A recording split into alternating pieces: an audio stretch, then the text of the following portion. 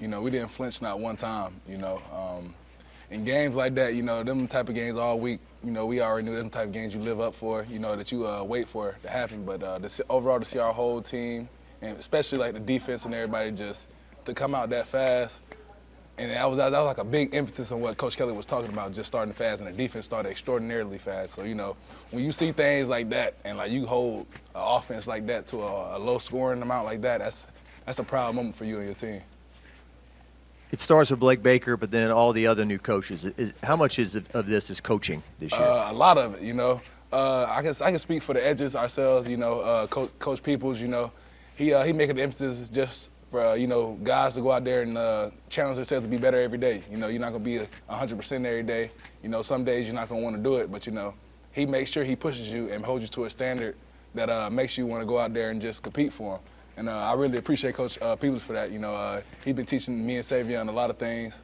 And, just overall, they're just building the culture back in here. And they're just doubling down on it. And after all the fun of Saturday, how mature is this team to get their collective feet back on the ground and know that Arkansas is going to, come after you guys? It shows the type of team we're going to be, not having the big hit after beating the team like that, just staying in the moment and putting this game past us. We watched film yesterday, and, we look at everything on Mondays, and, the next day, our main thing is to throw that game away because we got a whole new great opponent that we finna go against, Arkansas got a lot of great guys on offense, got a lot of key players they got, and, that's going to be a physical game. So that's what we focus on this week.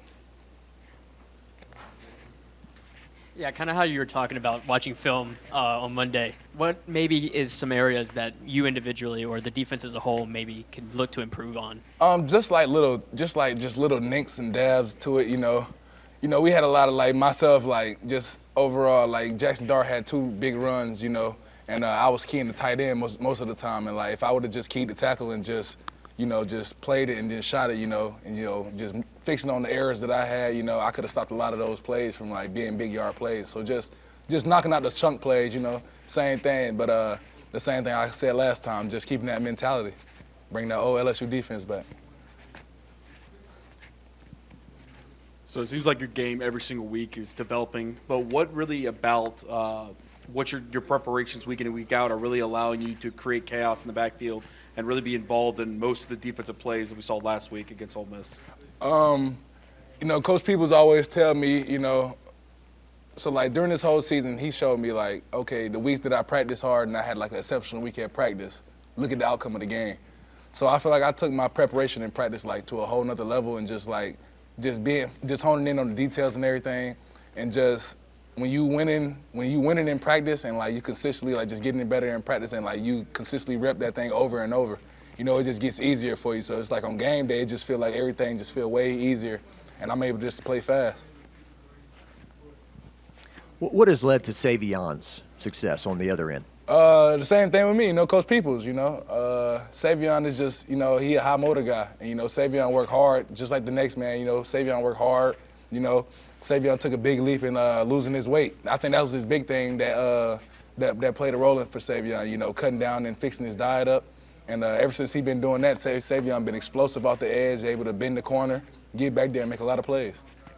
Whit Weeks, this guy that we interview who's all smiles and looks like he's enjoying every second of every day. Is that how he is all the time? I probably haven't seen a day in 2 years that I've been here. I never seen a day where I seen Whit really come in and not smiling. He may come in quiet, but I love Whit to death. Whit always smiling. He comes in. That's a fellow Georgia boy.